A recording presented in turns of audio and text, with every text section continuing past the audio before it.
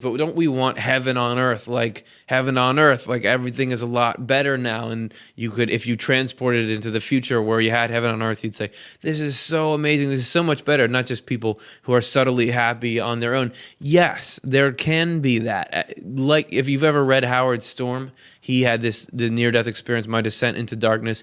He talked about a future for the human race that he said would come about in a couple hundred years that was just unrecognizable from now. We were like able to grow food in new ways. Everyone was happy. There was all this amazing stuff. And Swedenborg does say that we can and are headed towards something, he doesn't give details like that, but something wildly better than we've known. We talked about it in our episode, The Spiritual Future of the Human Race. For a little description of that, you can check that one out. However, that can only come about from the inside out. If we all did the steps to get this heaven inside of us and have that affect the earth in us, the outer part of us, so that we were acting into the world with that, that would bring about this heaven. So we just got to get a couple of steps right. And this is how heaven comes in, because Swedenborg's theology or his spirituality, his worldview, he was having all of these experiences of spirits and gets to go talk in heaven and see people not like their ideas of heaven. But his advice on how we live is all very much practical in our daily life stuff. This is how you do the spirituality. You do it in your daily life. Heaven and Hell 535. He says, let it be known that the life that leads to heaven is not one of withdrawal from the world, but a life in the world.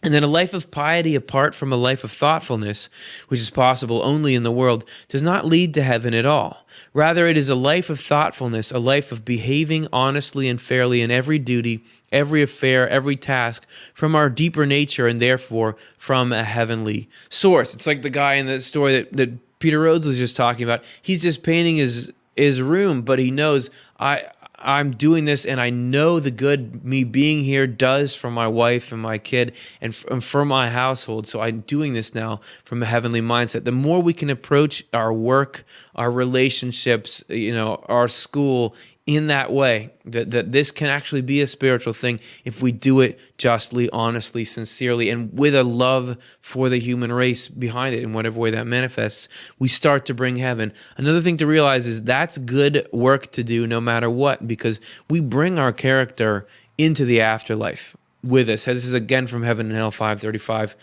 Our abiding character after death is determined by the quality of our life and thoughtfulness in the world. Heavenly bliss flows from the Lord into a life of thoughtfulness.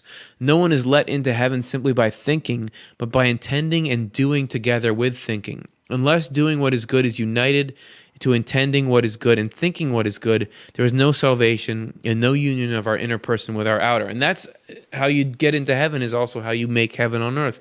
You can't just know things. You have to be practicing, living day to day. I know what heaven would be like. How can I bring a little bit of heaven to these situations?